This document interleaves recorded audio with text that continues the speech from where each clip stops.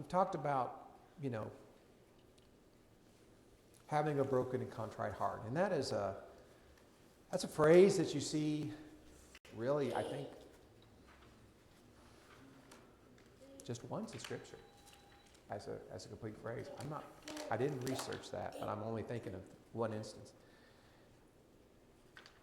And if this is something necessary for preparation or suggested as appropriate for preparation for prayer, we have to know what it means.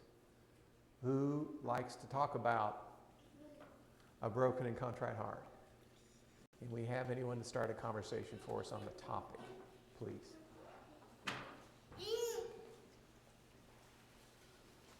Anybody? I said there's no wrong answers, remember? I think when you look at the word, it's like gravel, almost like chopped up gravel and stuff, so that's how your heart's supposed to be. Almost like, just very submissive, very...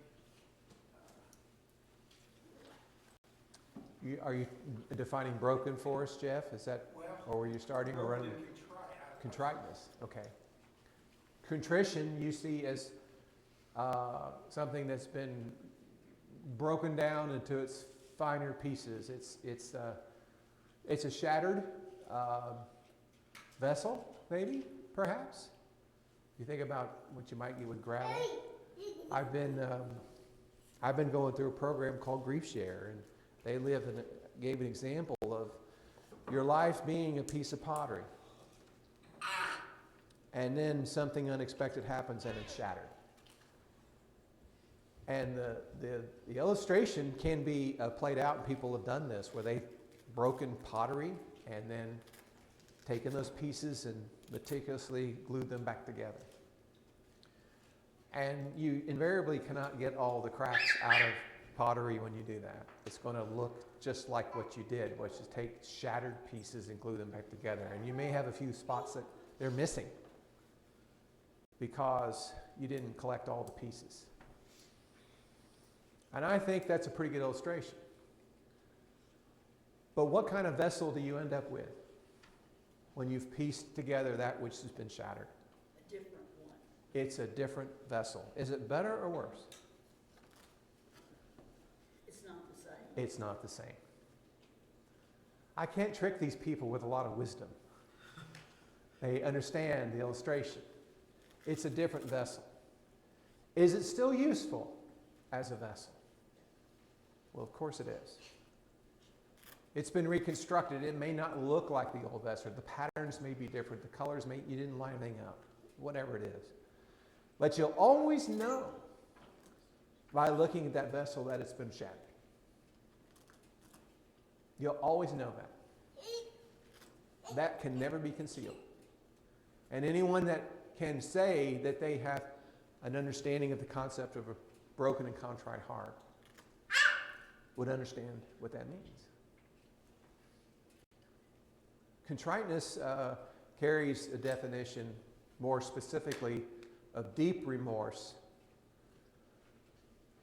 Not really regret, more deep remorse, seeking forgiveness, and repentance. Broken is a little more obvious. And I think by running those two thoughts together, you get the idea of,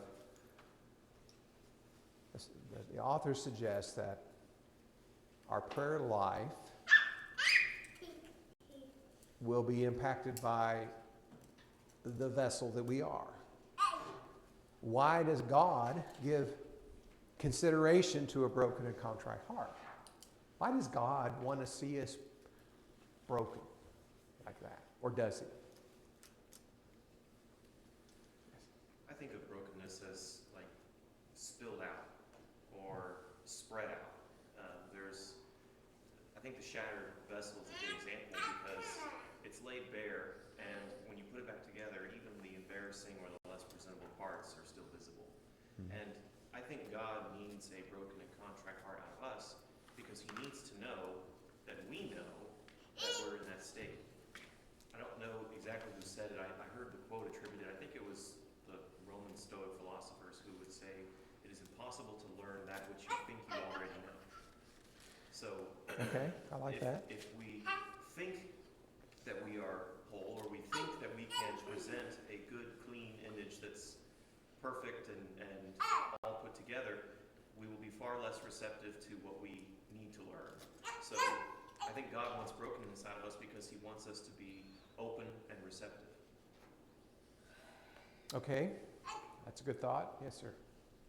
I think it's just me personally, but I find it hard to believe that to say that God wants to see us broken, but at the end of the day, we can all admit, and I think he's shown us multiple times, that brokenness is inevitable, right?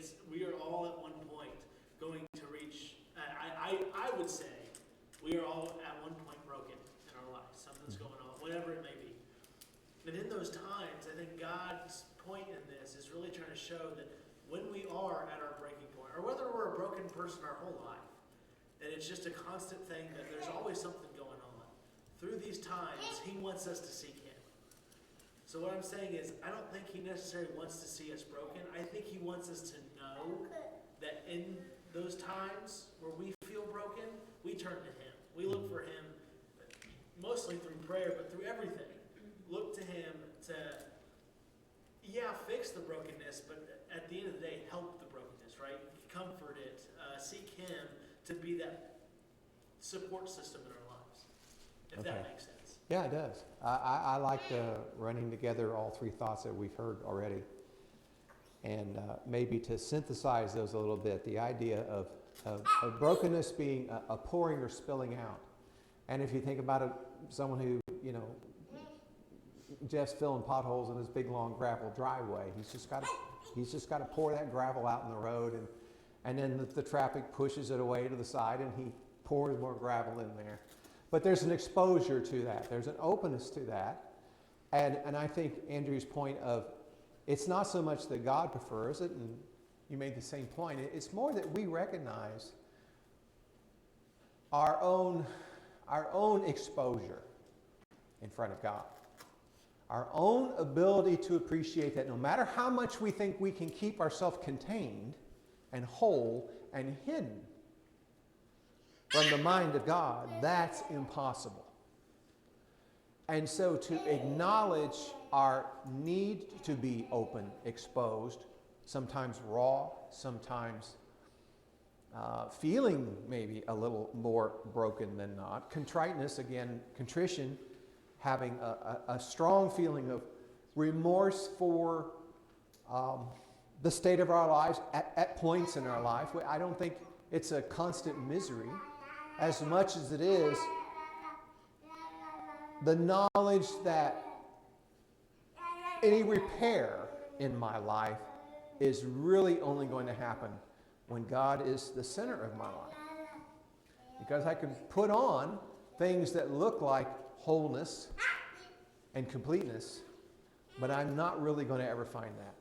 I'm never really going to find that in this age unless God is at the center of my brokenness and contrition.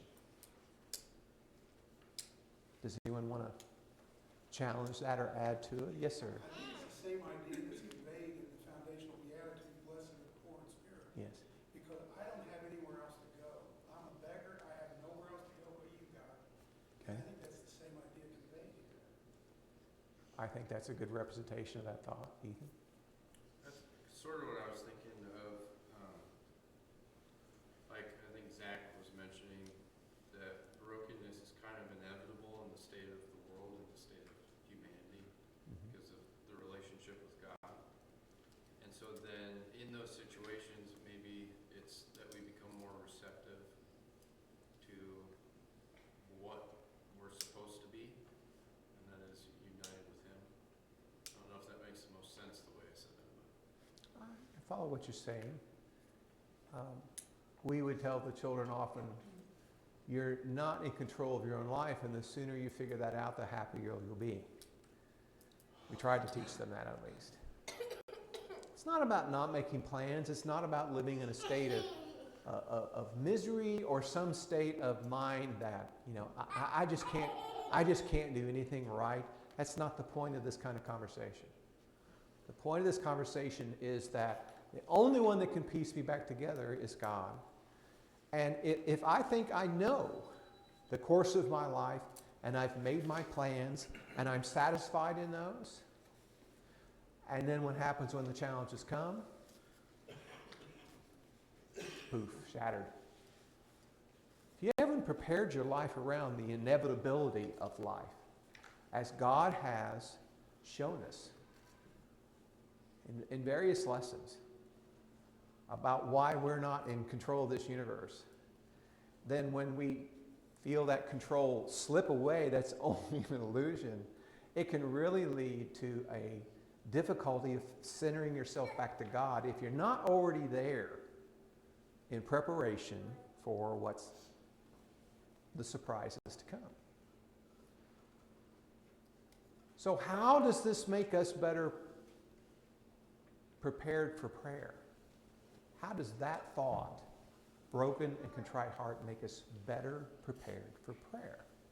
I think it keeps us in mind that we're not able to direct ourselves. We've got to do it with the help of God. And Yeah. God's the only one who knows how to direct us through life without sin. Because mankind, all people sin. And we cannot forgive our own sins. Only reconciliation is We've from got to go God. to God for Him to do it, to set us right. Let's frame this idea a little bit in the context of one of your closest relationships, be that a child or a spouse or whatever. When might you feel brokenness and contriteness in that relationship? When might you feel that way? Have you ever felt that way in a relationship? Just exposed and remorseful, raw, needing something. Have you felt that way in a relationship? What do we do to correct that when that's our state of being? Is there anything we can do about it? Well, not to name any specific examples, but in that time relating to prayer, you communicate, right? You sit down and you talk, whatever it may be. I know I said no examples, but say you've done something wrong towards the other person. And really the only thing to do at that point is sit down, talk, communicate, and really put all feelings on the table and put everything out there so you can put all the pieces out there and see how you can put them back together and move forward with it.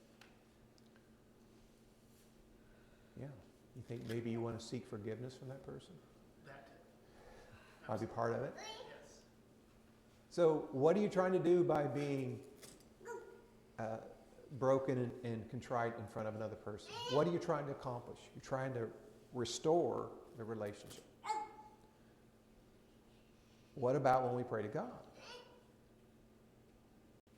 I mean, Chet's completely right. It's the only source of redemption. But do we go to God in prayer because we want to restore the relationship? And in order to see that as an element of why this is preparation for prayer, one has to say, I am already in a deep relationship with God to where I want to be that communicative, exposed, contrite person in the presence of the one that I love.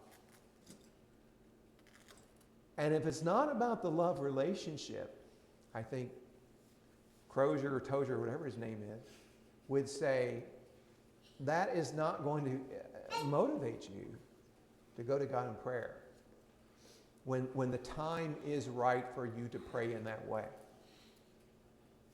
It's, God, please forgive me my sins.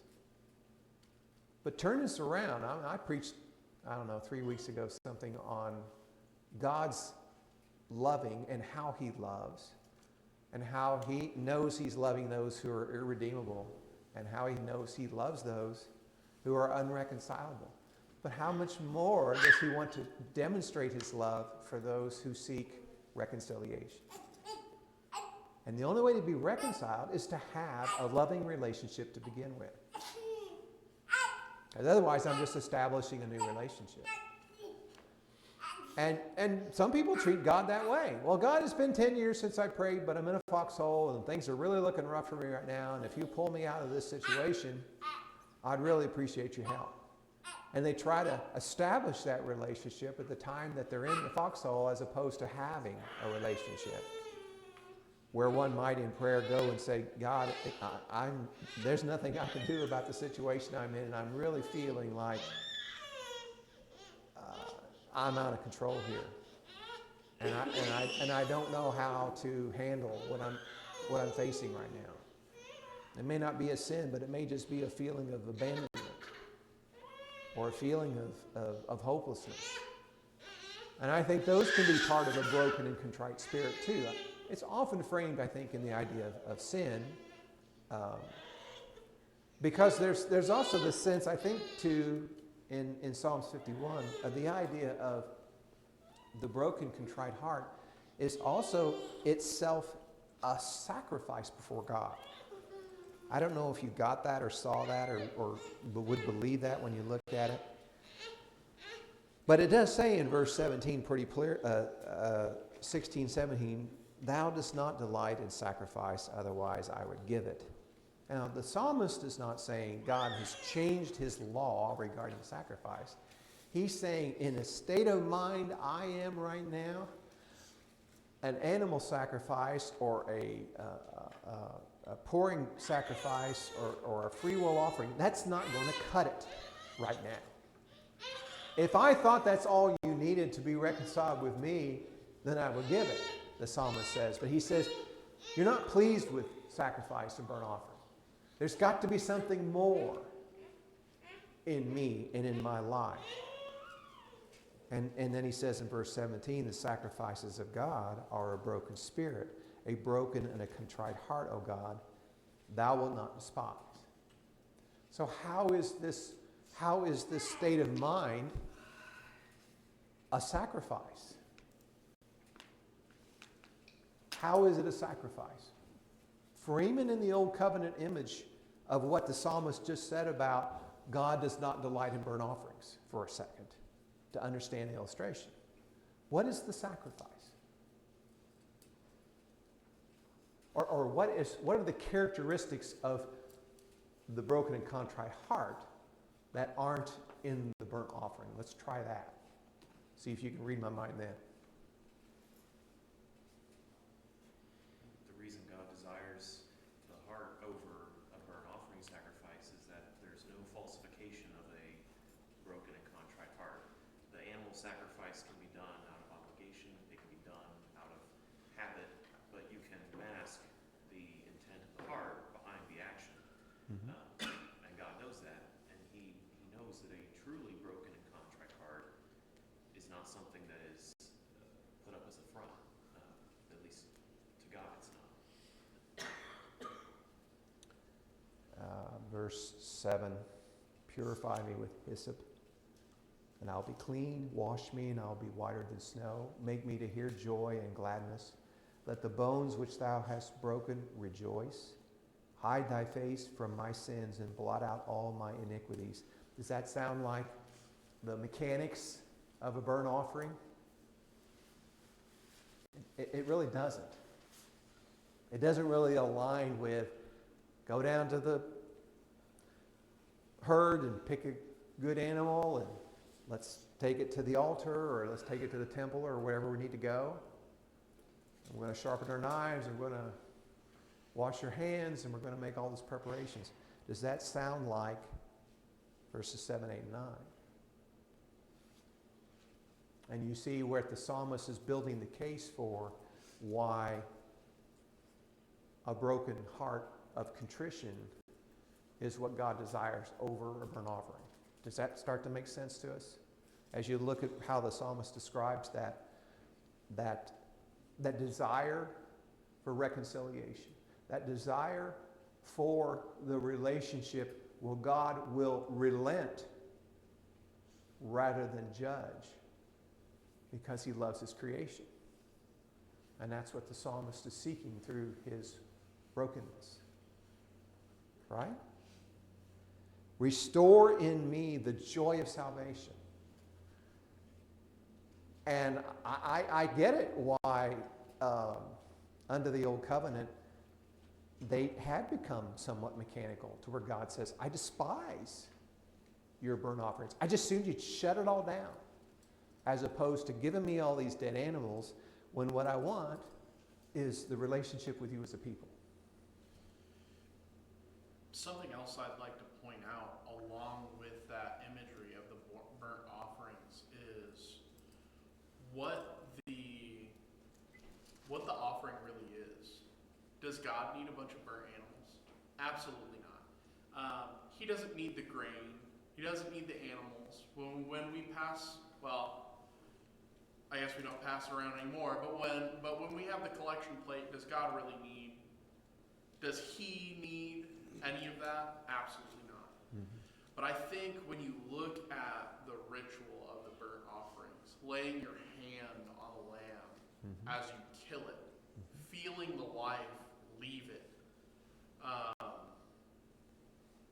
I feel like more than anything, it's the same thing that we see with a broken, contrite heart. You're supposed to feel, this is what I've done. This had to lose its life, and I had to kill it because of the sin that I've. So I think in a sense, even when they were doing the burnt offerings, the offering really was the attitude more than it was the offering itself. Absolutely. That was the lesson all along. We agree on that, don't we? That God wanted them to transfer that personal nature of that taking of a life, being covered with the blood of this animal that did nothing wrong. And you've just gone through all this trouble of getting all cleaned up and having your white garment, and you did all the ritual cleansing just to get bathed in the blood of another animal like that. And so there's a sort of a revulsion in the whole thing, which I think is intentional too. It's the price paid for sin. It's not pretty. It's not neat.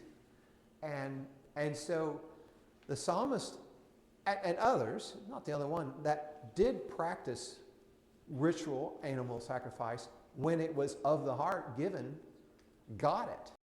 They understood all this imagery. And that's why the psalmist speaks in the imagery of sacrifice, because he's right.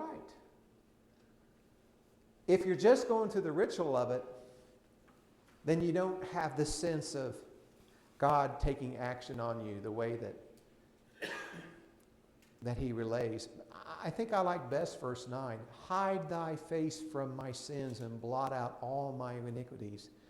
This is kind of an ugly thing that's going on. And I want to lay myself out exposed in front of you. I want to be broken in front of you. I'm not a whole vessel. I'm transparent.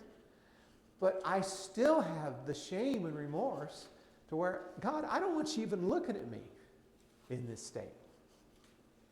I don't even want to be seen. And I have done that in prayer where I go, it's embarrassing to come before you in the state of mind that I'm in. It's embarrassing. But I need to be able to do it anyway. I need to be able to appreciate that, I got a couple younger married couples here. Or the first time I really did a deal on Allison.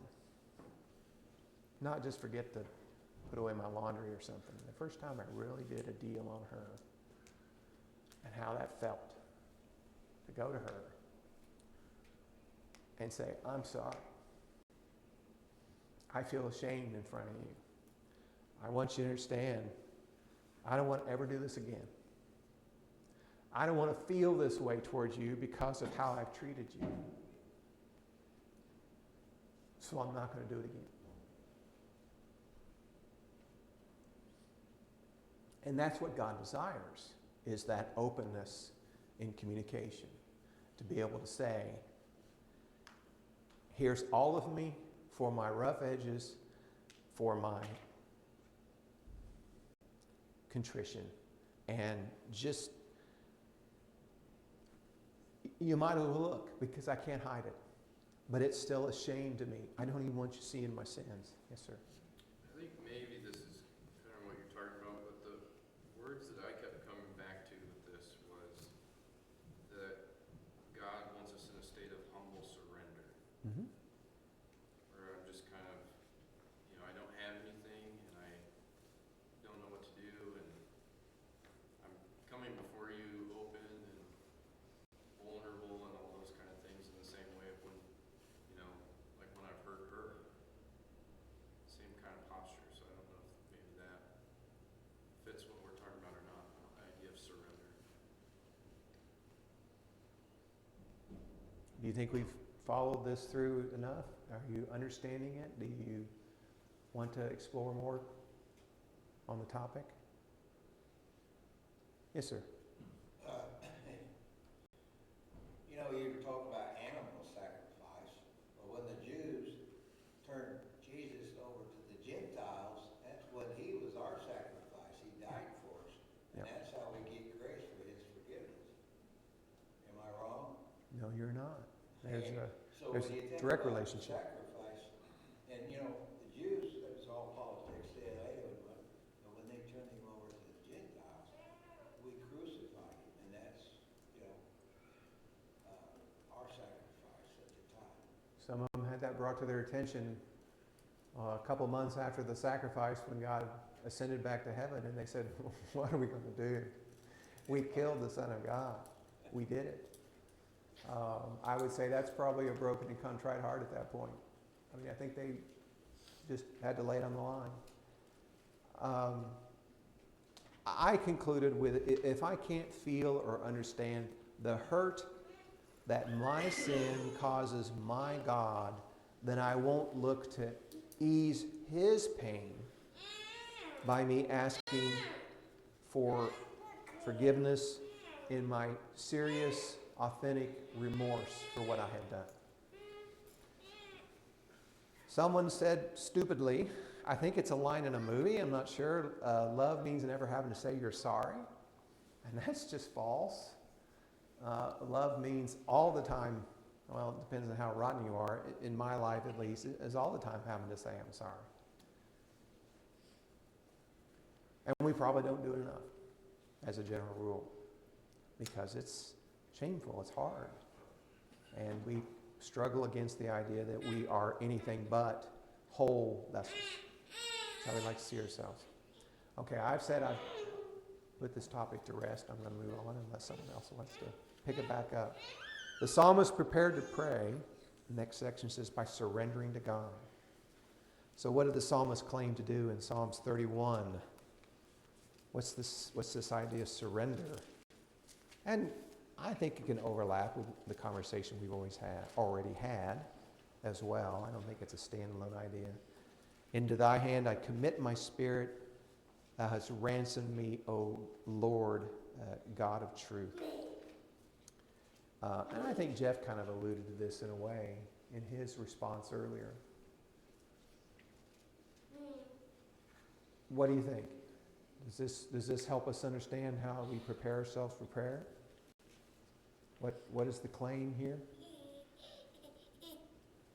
Put God in control. God is in control. Okay. Into your hand I commit my spirit. What do you think that means to you, Zach? So for me, I honestly look back at Jesus on the cross when he proclaimed the same thing. And Okay.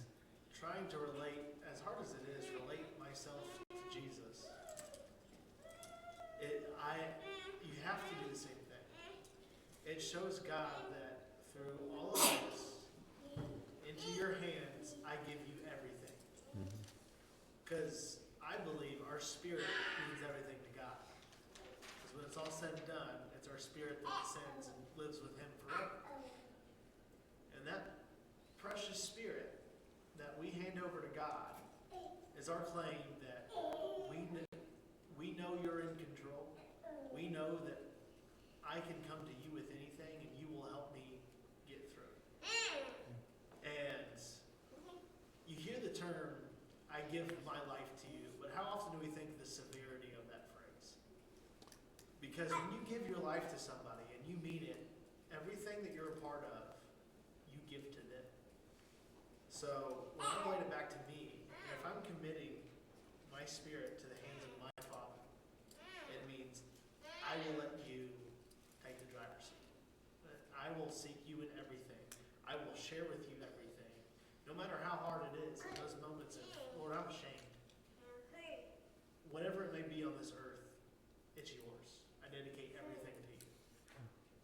That's kind of my vision of what that means.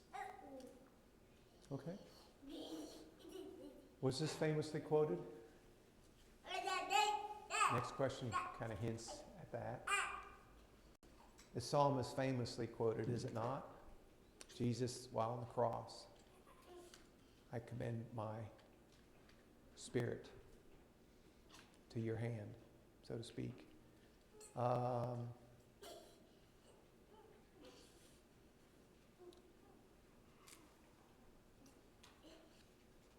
It's good enough for Jesus to believe in. It's good enough for us to believe in, I guess, is one way to look at that.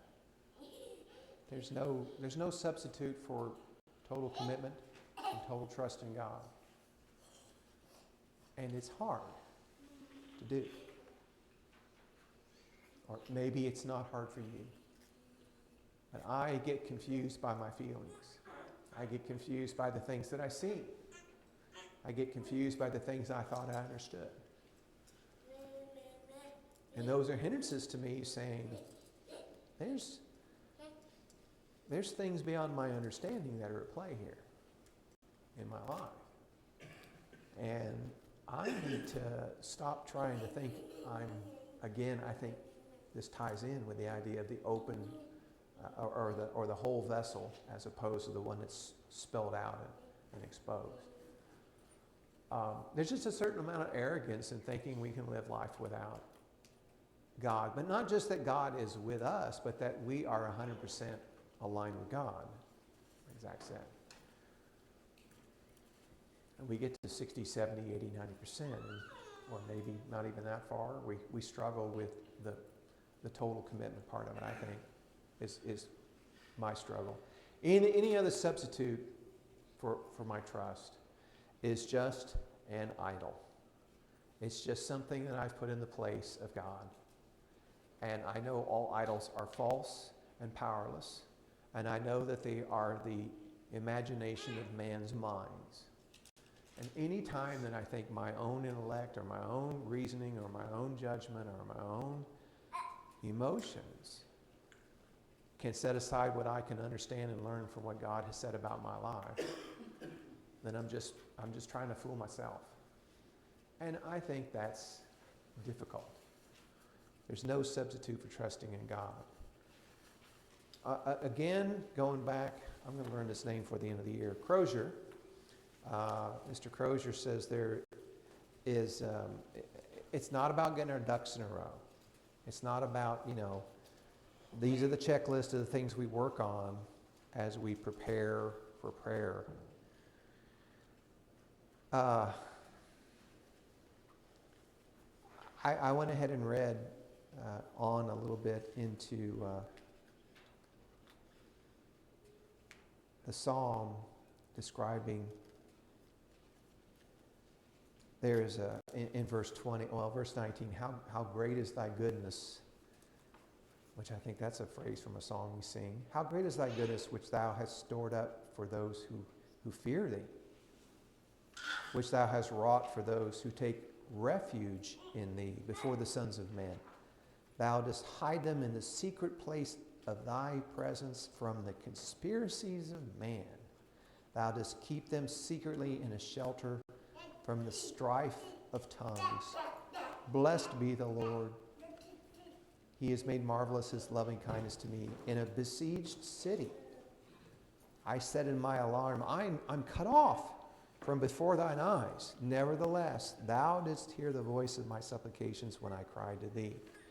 And that's this admittance on the part of the psalmist to go, my own senses have fooled me.